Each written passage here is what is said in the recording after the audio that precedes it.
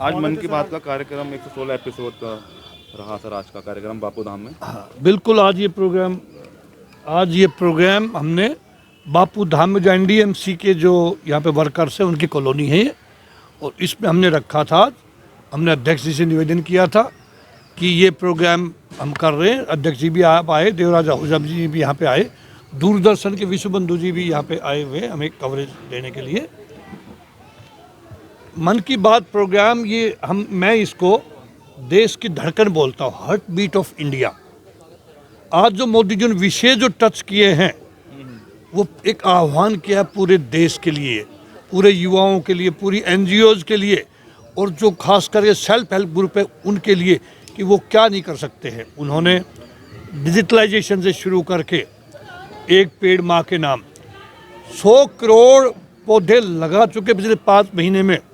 इतना बड़ा हम सोच भी नहीं सकते थे, फिगर अभी हमें आज ही पता लगा है। ये मोदी जी का आह्वान था। स्वच्छता अभियान जब चलाया था 2 अक्टूबर 2014 को, वो स्वच्छता अभियान बगैर खर्चे के हिंदुस्तान के अंदर हर बच्चे के अंदर, बूढ़े के अंदर, जवान के लिए भावना पैदा कर दी थी कि हम अपने अगल बगल के अपने क्षेत्र को साफ रखें। अब जो और उसके अलावा जो दूसरे देशों के जो हमारे जो समूह रह रहे हैं यहाँ पे, इंडियन बाहर जाके सेटल्ड हो रखे, उनके प्रयासों को एक करके ज्ञाना के बारे में, ओमान के बारे में, स्लोवाकिया के बारे में उन्होंने ऐसी ऐसी मिसाल बिल्कुल स्टडी किया। नरेंद्र मोदी जी का सबसे बड़ा जो गुण जो मैंने देखा कि वो बहुत गंभीरता से शोध करते हर विषय के ऊपर, फिर अपने आप को तैयार करते हैं हिंदुस्तानियों का आह्वान करने के लिए।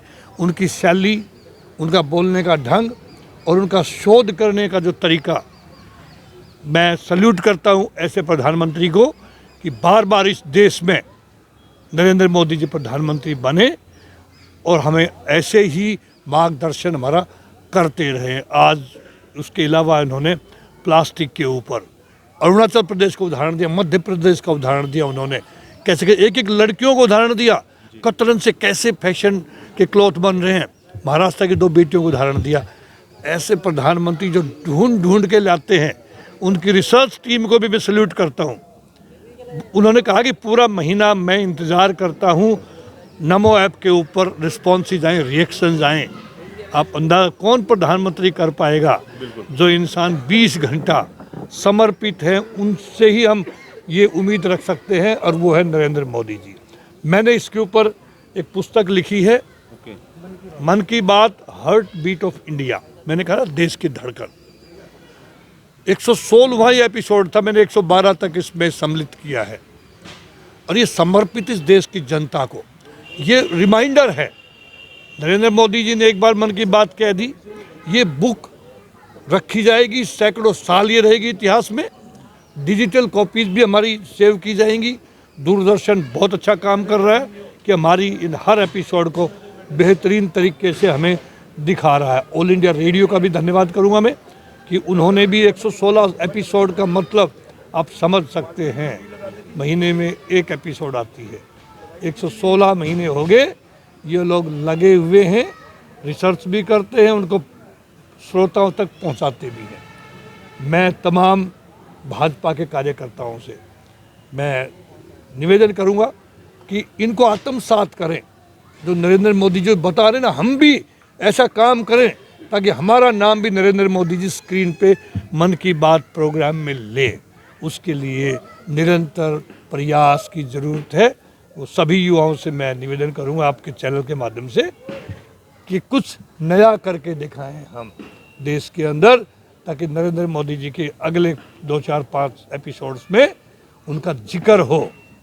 मैं एक बार फिर अपने अध्यक्ष जी का, सुनील कक्कड़ साहब का, देवराज आहूजा जी का, रवि गुप्ता जी जिन्होंने ये प्रोग्राम ऑर्गेनाइज किया आज यहाँ पे, और मेरी पूरी टीम का, दिल्ली छावनी विकास समिति की पूरी टीम का, जिसमें हरीश, जिसमें सुकल शर्मा, जिसमें सेतिया जी हैं, जिन्होंने संभव बनाया आज हम लोगों के लिए इस प्रोग्राम को देखने के लिए।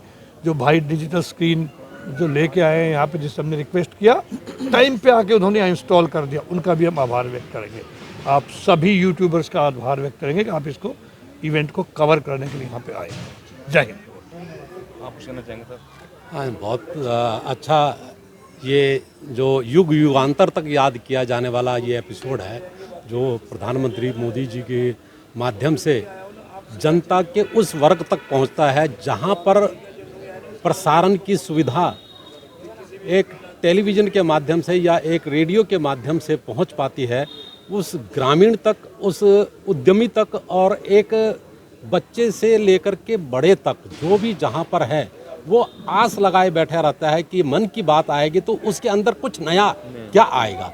देश जिस तरीके से इस पिछले 10 सालों के अंदर प्रगति करके आगे बढ़ा है और दुनिया में जो इसका वर्चस्व बना है, वो आज विश्व के हर बड़े नेता भारत के साथ मैत्री का भाव अपनाना चाहते हैं और मैत्रीता से आगे बढ़ कर के उनके साथ हाथ मिलाते हुए इनके अंदर व्यापार का और जितने भी हमारे सिस्टम के अंदर हमारे लोगों का जुड़ाव है उसके साथ मिल करके आगे बढ़ने की वो परिकल्पना करके लेके चल रहे हैं।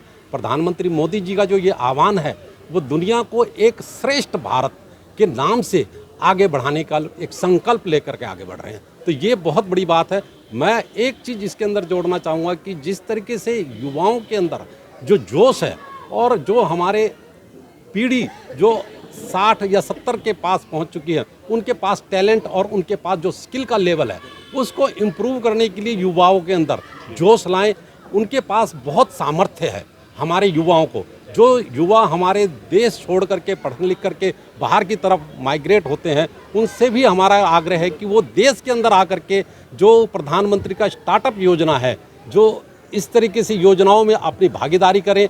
सरकार बहुत सारे विकल्प, बहुत सारी योजनाएं लेकर आई हैं उनके लिए कि वो अपने क्षेत्र में अपने विकास के लिए, अपने देश के विकास के लिए, अपने अंदर के जो हुनर हैं उसके बिहाफ पर उनको आगे बढ़ाए। तो ये बहुत अच्छी बात है और हम इसकी सराहना करते हैं और हम शायद इस युग के वो व्यक्ति हैं, इस युग के वो पीढ़ी हैं जो हम इस बढ़ते हुए भारत को और देश दुनिया में इसके वर्चस्व को देख रहे हैं। और प्रधानमंत्री मोदी जी के नेतृत्व में ये सब चीज़ हो रहा है, ये एक बहुत बड़ी बात है, जिन्होंने हिंदू सनातन धर्म को भी साथ में लेकर चले हैं। जहाँ पर इन्होंने आह्वान किया है कि हम सब एक हैं तो सेफ हैं, तो ये बहुत बड़ी बात है। और उसी चीज़ का एक परिणाम हम देख रहे हैं कि जहाँ जहाँ पर भी चुनाव हुए हैं वहाँ के रिजल्ट हमारे पक्ष में देश के विकास के लिए और देश की धरोहर को भी और देश की संपदा को भी एक आगे बढ़ाने का काम कर रही है। बहुत बहुत धन्यवाद। जिन बातों से पूरा देश अज्ञान था, वो कहाँ से पूरे देश में और विदेश में पूरे महीने इकट्ठे करते हैं और फिर हम सब लोगों को बताते हैं। अभी कैसे उन्होंने बताया कि 100 करोड़ पेड़ लगाने का जो अभियान था वो पूरा हुआ। देश में तो छोड़ो, विदेश में भी अभी जहाँ ये गए गुआना, वहाँ के भी राष्ट्रपति प्रधानमंत्री के साथ, उनकी मदर के साथ, वहाँ पे भी इन्होंने पेड़ लगा के उसकी शुरुआत कराई। हर बारी कोई ना कोई एक नई चीज़ सीखने को मिलती है। कैसे एक वो लड़की ने जो पूरा पर्वत, पूरा टूरिस्ट ने सारा गंदा कर दिया था, कैसे उसको सफाई अभियान चलाया और गंगा के किनारे वहाँ के लोगों ने मल्टीनेशनल कंपनियों की नौकरी को छोड़कर और उस सफाई अभियान के लिए जुड़े। यही मोदी जी की एक आदत है। वो कहते हैं स्वच्छ भारत होगा तो सब चीज़ स्वच्छ रहेगी, भारत तंदुरुस्त भी बनेगा और अच्छा भी रहेगा और बढ़िया भी रहेगा। महाराष्ट्र में ऐतिहासिक जीत मिली आप लोगों को, क्या कहना चाहेंगे इसमें? महाराष्ट्र में तो ये जीत है ना, ये वाकई बहुत ऐतिहासिक जीत है। मतलब 89% सीटें भाजपा और इनके सहयोगियों ने जीती, अब तक का रिकॉर्ड तोड़ा। और जो बीजेपी भी जीती है 132-33 सीटें, वो भी अब तक का एक रिकॉर्ड है। देखो, पब्लिक ने जितनी जनता ज़्यादा आशीर्वाद देती है उतना जनता को अपेक्षा भी सरकार से बढ़ जाती है। वहाँ पे जो कई योजनाएं मोदी जी की थी, जैसे लाडली योजना और बहुत सारी जो योजना इन्होंने लागू की, और जो पिछले 2.5 साल से लगातार इनका काम और उनके झगड़े, क्योंकि आपने देखा होगा परसों ही संजय राउत कह रहे थे कांग्रेस को भी अब दिल्ली से आओ तो भैया मुख्यमंत्री तय करके आना। रिजल्ट आया नहीं था और मुख्यमंत्री के लिए झगड़े पैदा हो गए थे।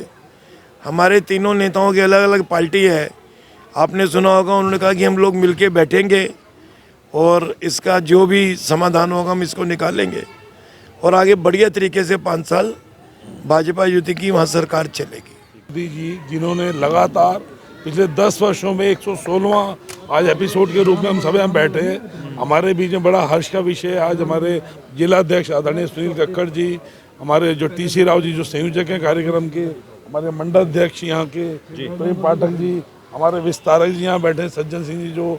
तो कहने का अर्थ ये है कि आदरणीय नरेंद्र मोदी जी की सोच भावना ये है कि देश के हर छोटे से छोटे पहलुओं को लोगों के बीच में जाके जागृत करना।